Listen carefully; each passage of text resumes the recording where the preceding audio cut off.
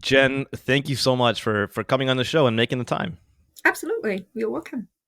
Now, full disclosure, I've taken your philanthropic psychology course, which is an 8-week course through the Institute for Sustainable Philanthropy. Three of our writers have now taken your copywriting phil psych course. George, Becky, and now Caitlin have all taken that. So Oh, brilliant. your work and your research is a big part of what we do at Build Good. So I just get that out of the way, full disclosure. But for our listeners who may not follow you as closely as we do, let's just start with a primer in philanthropic psychology, which we're just going to call Phil Psych going forward. Sounds good. What is Phil Psych? Well, psych is the science about how people love people. And more specifically, we study the psychology of how people love people. That's the short version. I can also give the long version if you like. Well, there are some key blocks to Phil Psych, some key building blocks. Absolutely. Can you give us a bit of a primer on those? Yeah. So the three most important thing that I think about psych when I think about it is one, it is about people. So we talk about the psychological process of how people love people. We don't say how donors love the people they help. We don't say how charities love donors. We don't say donors love donors. Like we don't use any of the descriptions but people loving people. So it's the idea and the ideology and the approach that we take where we want to understand people holistically as people before we think about their behaviors or how they feel or what they think. So as you and your colleagues might have experienced, getting ourselves into that people mindset is a large chunk of what we teach and what we do, and we give you a lot of tools to think about people as people. So that's the first one that I would talk about. So it's about people, not about donors, supporters, people they help, or whatever. It's about who they are. And it is important to understand not only who they are, but what they mean when they choose to love someone through giving. So in each given situation, it's important for us to know, is the person loving like a mom, loving like a dad, loving like a cancer survivor, loving like an animal lover? It's very important for us to know what are the identities that people are expressing. Some of Right. these identities are public identities that we can see, like being a male or female or of a certain ethnic groups. Other things we may never know about someone. It is Right. deeply, deeply private. They will never share with it other than the expression that they will have through their giving. And we may never get to hear about those stories, but it doesn't mean that those things are not important. And we should have enough tool to help us understand how people choose to love. And it is important because of the third point, which is it doesn't matter whether we know about it or not. How people feel about giving will be determined by who they are, how they choose to love, and then how they feel about it. So whether we know about it or whether we make an effort to know about it doesn't change the fact that people will feel what they feel, and people will be who they are, and people will express love in the way that they want to express love, right? So it's like we don't have a choice of what people do.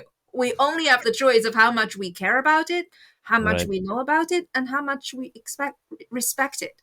So philanthropic psychology is the science to equip us to understand it as much as possible, but more importantly, to live that and breathe that science means if it is a loving thing for us to understand, then we'll understand. If it is the loving thing for us not to understand, then we won't. Right? It's about choosing to use Right. the tools we have on the spot. Not Okay. having those tools in the first place, though, is not acceptable. Right. I love the way that you frame this as growing love for people. And the one thing I quickly I don't want us to spend too much time on this, but there is a very big discussion in the charitable sector about donor centricity and what it means to be donor centered. What are the pitfalls of donor centricity? A lot of the critiques of donor centricity, I think are fair critiques, and they are sometimes about just bad fundraising in general. So we're talking about donor-led fundraising. We're talking about fundraising that can do harm because we're trying to keep a major donor happy, for example. We're Mhm. often talking about sort of really big major donor giving or corporate giving where we're trying to appease big players. That is not what donor centricity is about, but more importantly, what Phil Psych has given me is a lens and a tool to have a better expression of donor centricity, which is to grow love for people, for Absolutely. all people, donors, Absolutely. beneficiaries, volunteers, stakeholders. Um, Absolutely. how do you see that? Um, how do you see that debate unfolding, and how does Phil Psych play into that? Yeah, I mean, we focus on the person. When we categorize people into donors, we're already defining them based on what they do. Yeah, And that is just not where philanthropic psychology is. yeah, We want to think about people as people.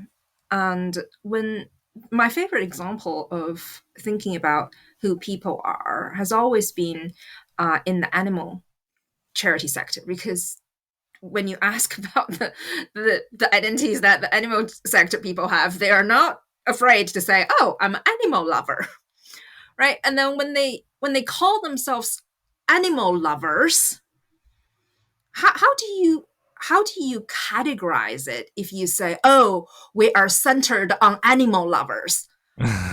Uh,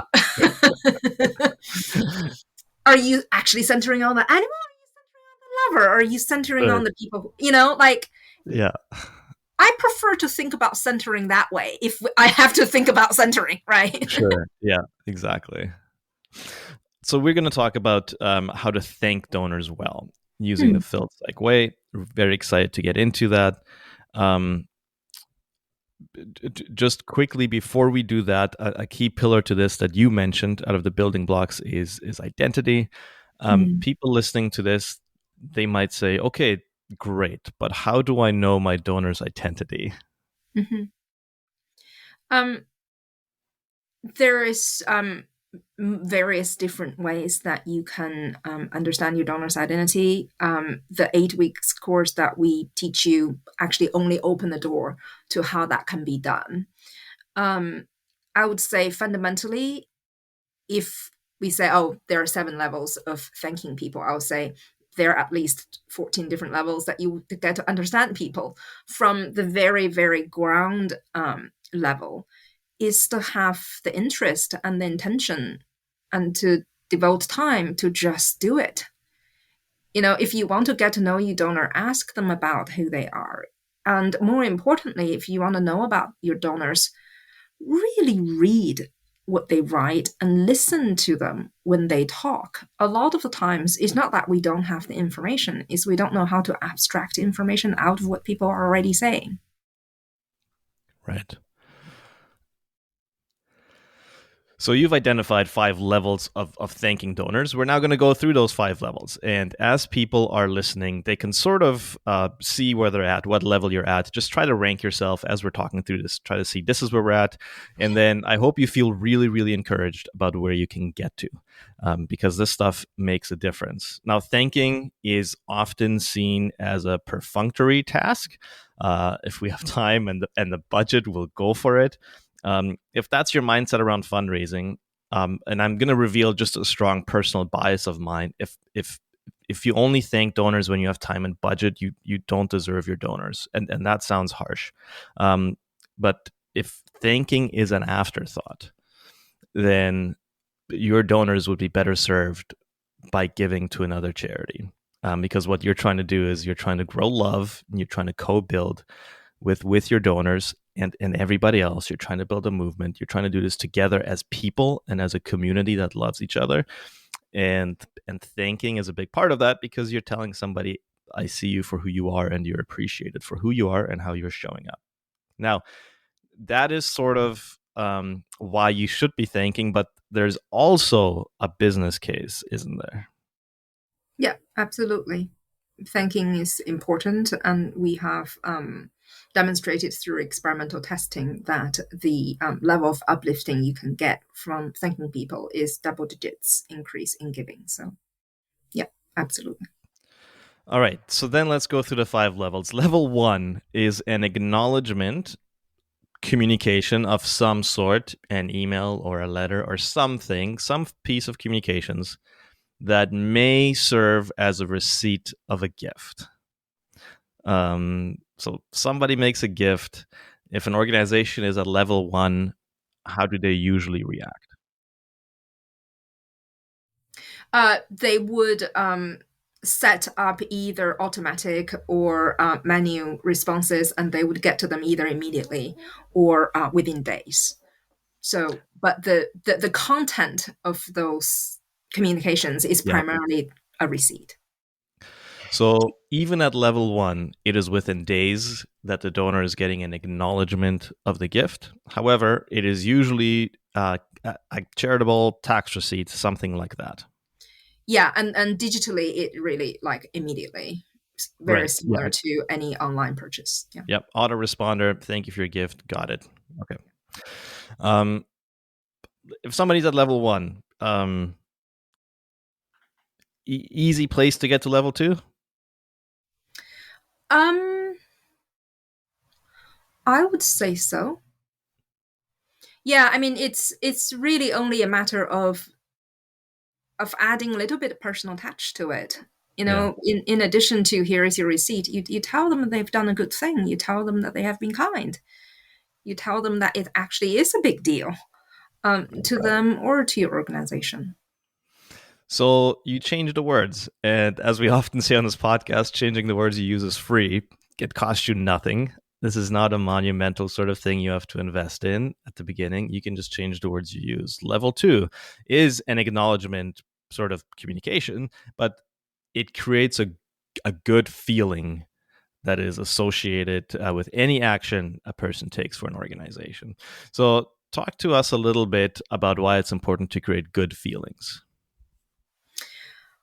Well, I think it's just a matter of thinking about how we want to feel ourselves. You know, how hard it is for us to feel good about what we do every day, day in and day out, and thinking about deadlines. And I think that's a lot of the time why it's so difficult to work on thank you communications in the first place, right? It's hard enough for us to raise money. And finally, now I've raised money. I need to now go go out of my way and thank somebody. I mean, I just don't have that genuine gratitude in me, right? So, but if we kind of like build a culture within our organization that we learn to thank each other, and then we learn to thank ourselves. You know, oh my goodness, here's a donation. It came in, and that's really good. I've done a good job. And then we think about, well, now I can feel good about myself. So let me say something now to help other people feel the same way that I do. Even at level 1, sometimes people write, they personalize their receipts where they just simply tell people, you know, like, I see, I see this transaction. You know, I Mhm. received it. There's somebody real on the other hand getting it. So Yeah. it's really just about making that personal presence, that, you know, Yeah. this is not a faceless process that you deal with in a faceless organization. You're dealing with real people, and a lot of time it's just about telling them there's a real person on the other side. Yeah, I like the very practical tip of like thanking yourself first, and that's not a selfish thing. That's just a this donation came in as a result of our work and as a result of me putting in the work to translate that work for other people and to guide them toward generosity. And so part of this donation is also valuing me for Exactly. the part that I played in this. Absolutely.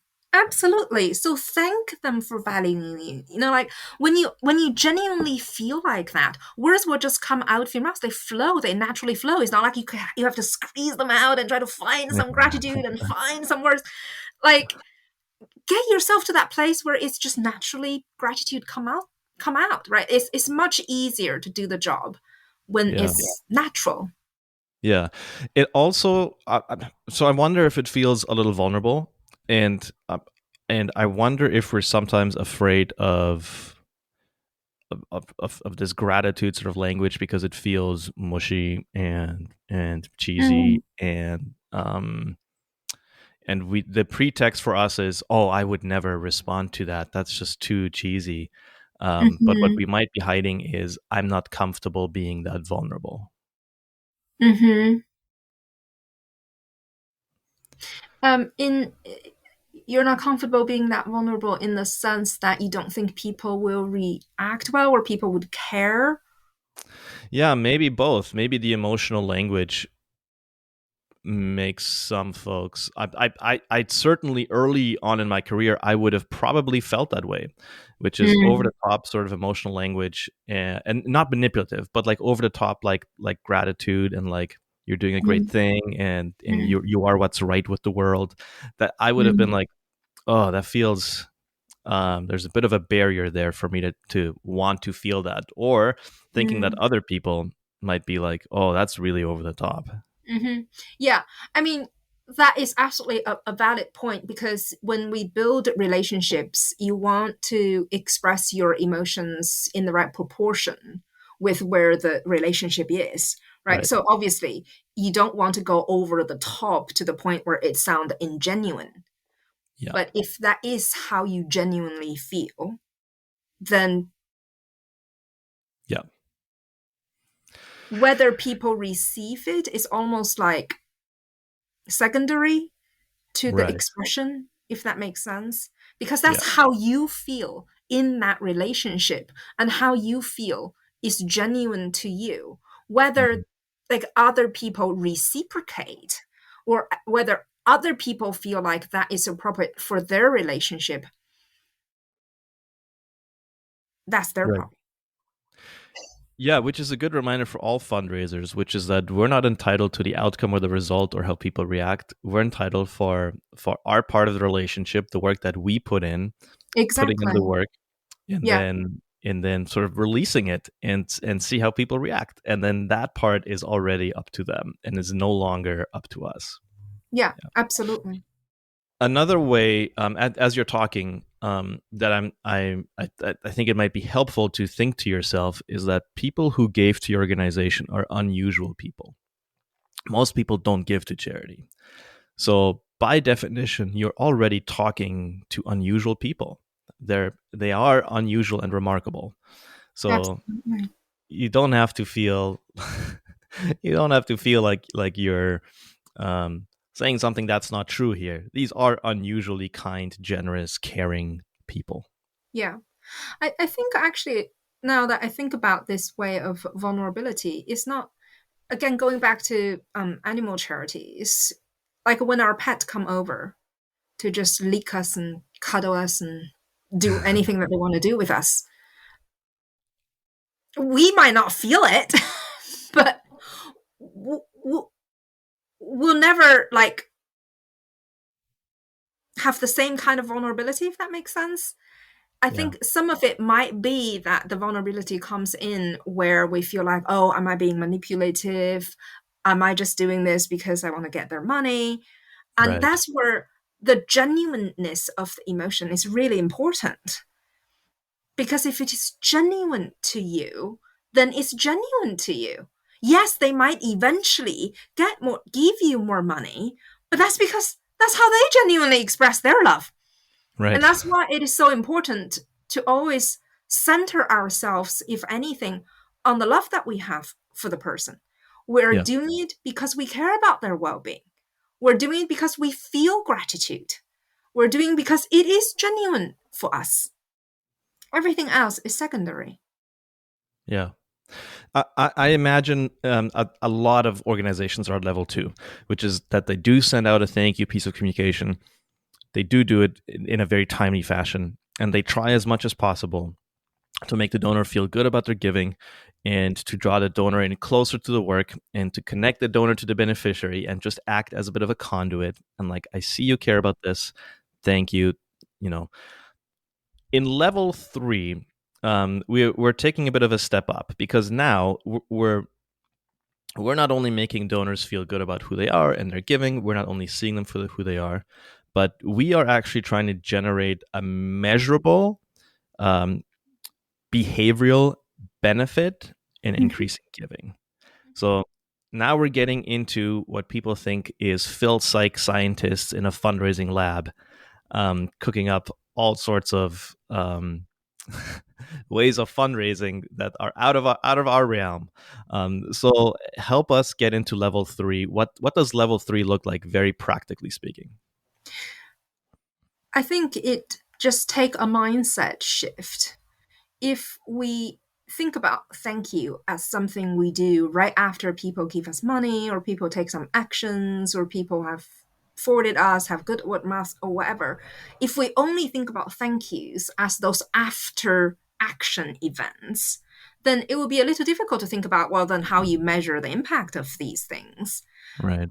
The mindset shift is, but that's not what the thank yous can be about. Like, it's not the only thing that thank yous can be. Yes, you thank people right after they give, and that's the level 1 and level 2, but you can also thank them a month later.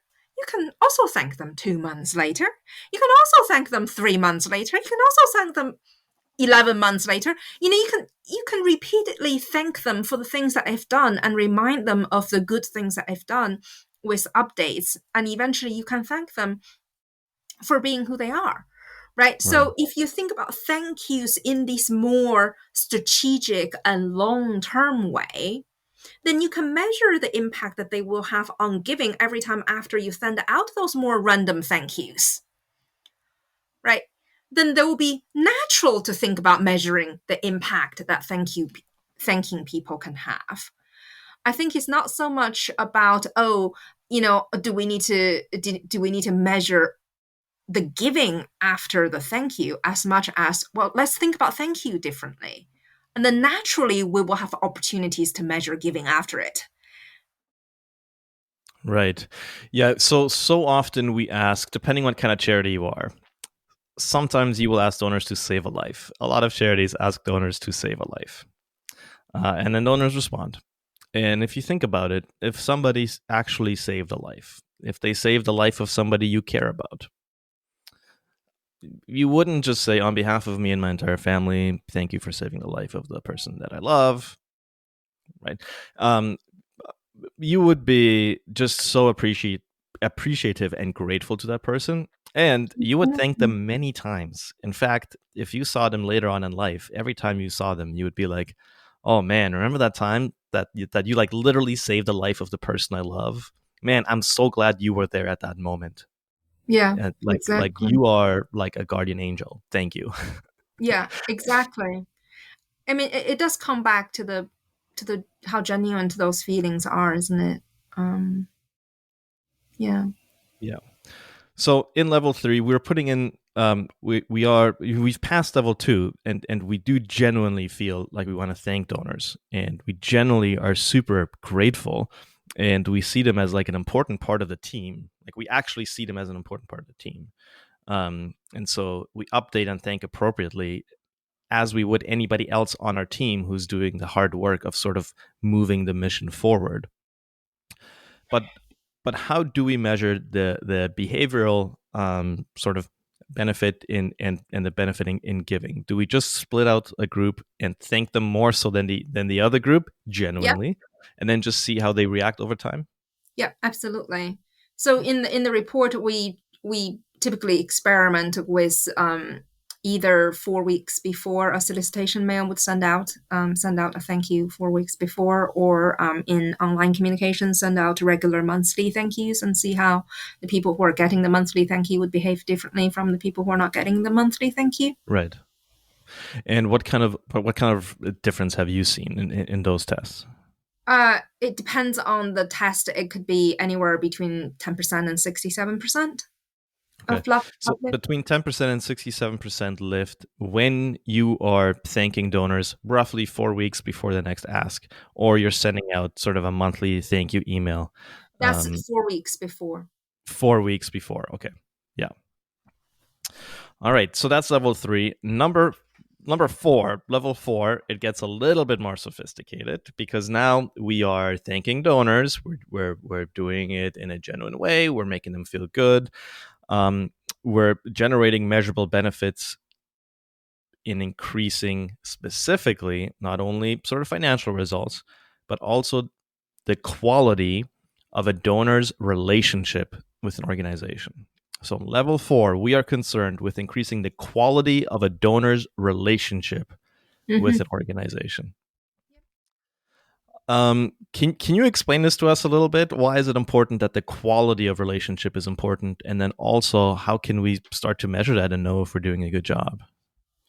Because some of these effort that you're putting into thank yous, you're not going to be able to immediately measure the outcome as much as if you do, for example, A/B split test in your mailing programs or in your emails. Like the feedback is instant.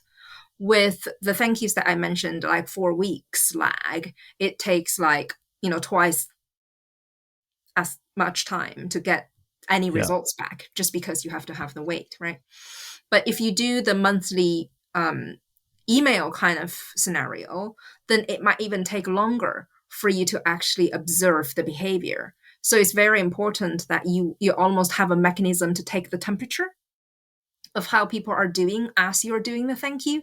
It just reassure you that your effort is going, because sometimes attitude information would change faster than behavior information. So if you're uncertain about whether your actions, like your investment, is paying off, sometimes it's helpful to have intermediary measures to reassure you that you are building in the right direction. Gotcha. So it sounds like this needs to be an ongoing business process. The level 3 needs to be an ongoing business process because it takes a while to actually see the financial return of doing that. It will come. It just takes a while because not all donors read everything you send them. And sometimes people need to hear the same sort of information and need to be treated the same sort of way over and over and over and over again for them to actually start to internalize it and absorb it, right? But Exactly.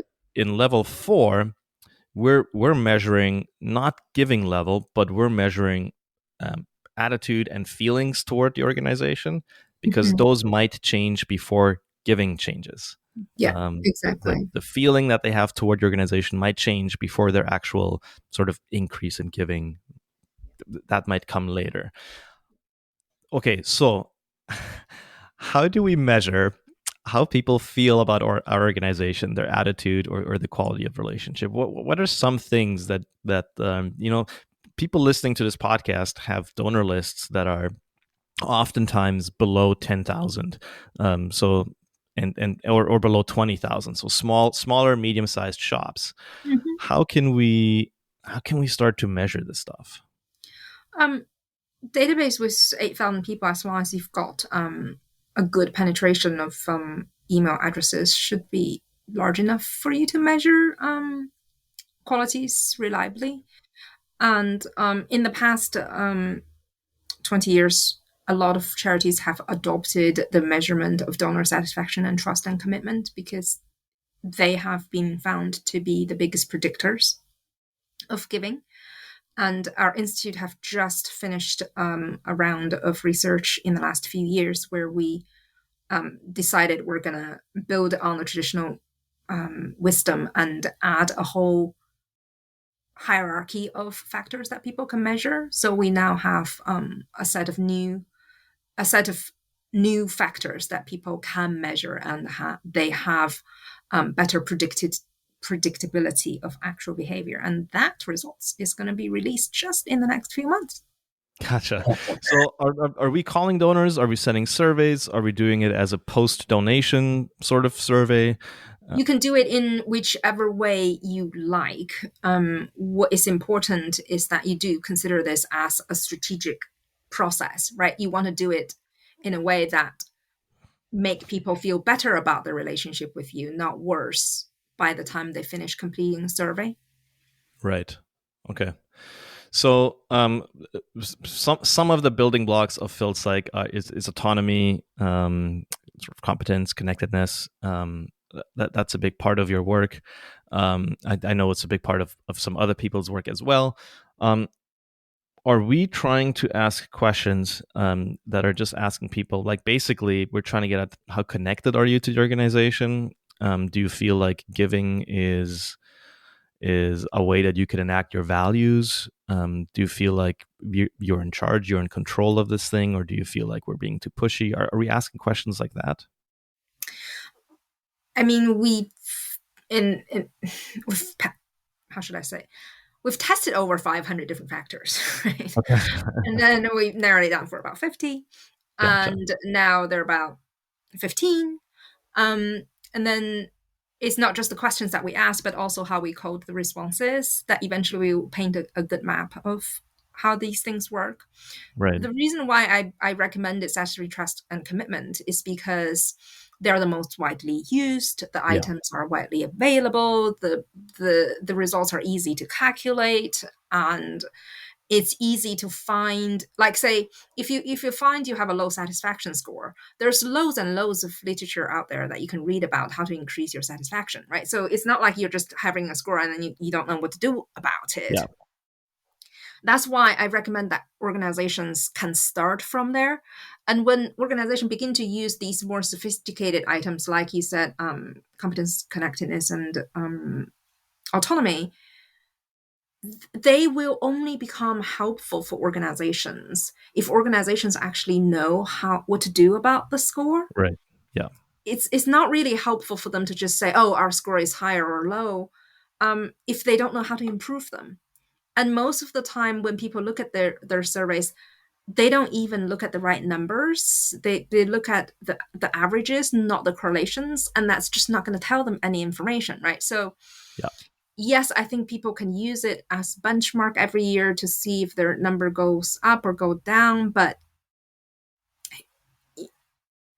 that's not the kind of Yeah. value that surveys should provide for organizations. So if you're at level 4 and you are serving your donors, baseline to start is the satisfaction, trust, and commitment Yeah, sort of questions.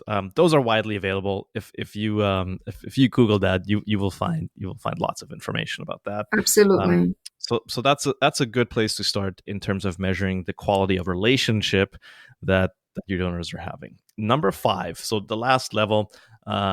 And I know there's like a bonus sort of added benefits level after that we're going to talk about, but level 5, what we're trying to get to, is actually after somebody makes a gift, they get acknowledgement communications that appreciate them as people. So not for necessarily what they've done, but for who they are. Mhm. So now we're starting to thank somebody for the person that they are, and oftentimes that's the best version of themselves, right? Yeah, absolutely. Um, this goes back to the earlier question about identity, and I want to thank people for who they are. And after they make a gift, I wish I knew who they were. Mhm. Now I know that there's some sort of baseline. Anybody who makes a gift is likely kind, caring, generous, compassionate. What other ways can we find out who people are so we can better thank them? Like, what are some really practical ways for somebody who listens to this interview and they're like, I want to get to level 5. That sounds amazing. I'm going to start thanking donors for who they are.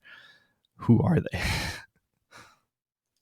I mean, that's actually the real value that ongoing surveys will provide for you, which is to help you paint the picture of who your supporters are.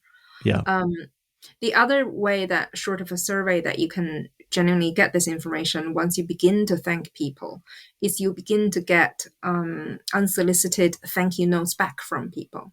And those are really, really good places to get to know who your people are, because the level of detail that they will disclose in those notes would not be something that sometimes you can even get from surveys.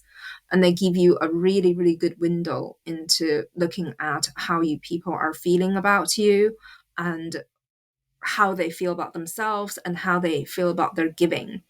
So Mm-hmm. if you were to write some message back to those people, my recommendations is you collect a set of these and you read them right before you write your thank you letter.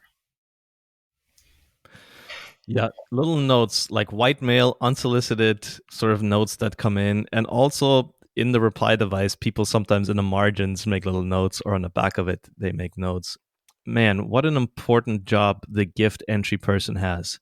to make sure that those get collected somehow, and that that's not the only person who sees those notes, right? Not just the person sort of receiving the gift at the org, but that a lot of people get to see those notes, because they're Yeah. often very heartfelt, very touching. They can even motivate the rest of your staff to know that this is why people give. So talking about building a culture of philanthropy, exchanging that kind of an info that comes from donor with the rest of the organization can be super important. Yeah, exactly. I mean, that goes back to our first point about thanking ourselves, right? A lot of times when we have been with an organization, we almost get numb to what we get. We get so habituated. Oh yeah, it's just one of those things. It's just one of those things. Well, if we find ourselves getting into that numb space, we need to find ways to feel fresh again. Right. It's Yeah. almost like part of our job to feel fresh again. If you can't get this fresh sense of be thankful to yourself and be thankful to donors, then organize some events, talk to some fresh people, getting to know some people that you didn't know before. So make an effort to rediscover what that genuine feeling of doing good is for yourself, and then try to build from there. I think a lot of the times we get so burdened with our duties and deadlines and targets and take it as a default. I've been here so long, I just can't find anything new anymore. But that's not Yeah. true. You know, we're in relationship with partners, with our neighbors, with people for more than a decade. We still know something about them new once in a while, this week or not that week. If it is too much to get to know something about you donors every week, get to know about something new about a donor every month. Just go after the newness of what you can connect with people. Try Yeah. to connect in that freshness to keep that genuine gratitude alive. Yeah, you got to fill your cup, right? You got to fill your cup, and if you go after that freshness and that newness, it'll feel like you have this low resolution image that sort of over time gets more high definition of of of, Absolutely. of who your sort of community is, Yeah, in exactly. terms of like majority sentiment, not every single person individually, although that's like the platinum standard to get to. But you will start to have a very good idea of what your community of supporters, what they care about, what they look like, in terms of how they see the world, values, beliefs, that sort of a thing. Just very practically speaking, if we're soliciting online donations, which everybody is, um, some people will give online right after they make the gift. Can we just ask, in terms of identity? Can we just ask people either what motivated them to make the gift, or how they see themselves, or like is can we just have like an open ended question right after the gift?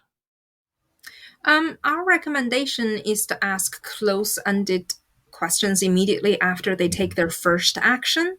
Yeah. And you want to ask that question in a way that reinforces their sense of well-being. So Right. in the thank you report that we have posted in our website, which people can freely download, we put some of these close-ended questions in that report, so you can just simply lift them and put Right. it into your own question. Um, because when people first take some action for you, it's almost like a reciprocity. They have just done something nice to you. Do something Yeah. nice back to them instead of trying to quote unquote collect information immediately afterwards. Yeah. So try to do really light touch kind of Yeah. questions at that point. Yeah, and some of the questions that you outline are things like, yes, giving to this organization made me feel like I can voice my beliefs, or it Yeah, made me feel like I can do things that others cannot. Yes, giving to this org made me feel more strongly connected to those, who I'm trying to help. Things like that. Um, exactly. so you just want to reinforce the positive feelings of the gift that they just made. Yeah. And the effect is that they is it to overcome this thing that all humans seem to have, which is like immediate buyer's remorse, whether we like it or not. It's just the moment we do something, we're a little bit unsure about it right after. Is this just Hmm. to put people at ease? Is it to drive home the point that um they do have connection to the people they're trying to help. They did a great thing. This will be effective. They are an effective person. What are we It's trying to it's a do? it's a genuine expression of gratitude, Yeah. um, to just share with them what their giving actually means. Hmm. Yeah. So yes, if people have that immediate remorse, this could help ease them. But even if they don't, it would be much better that they can feel even better about what they did than Right. how they felt already. Yeah. Right. So, and when these statements are written in a way that is very customized to the organization's own context, again, it will give people that little bit of freshness in their own experience. So it's not like they're getting, they're getting this from one organization and getting the same thing from another organization. It's just, Yeah. yeah. Well, Jen, I am grateful for you. I am grateful for the way that you're showing up in the world. I'm grateful for how generous you are in sharing your insights and your research. I'm thankful that you're a guide for so many of us who really want to do better fundraising.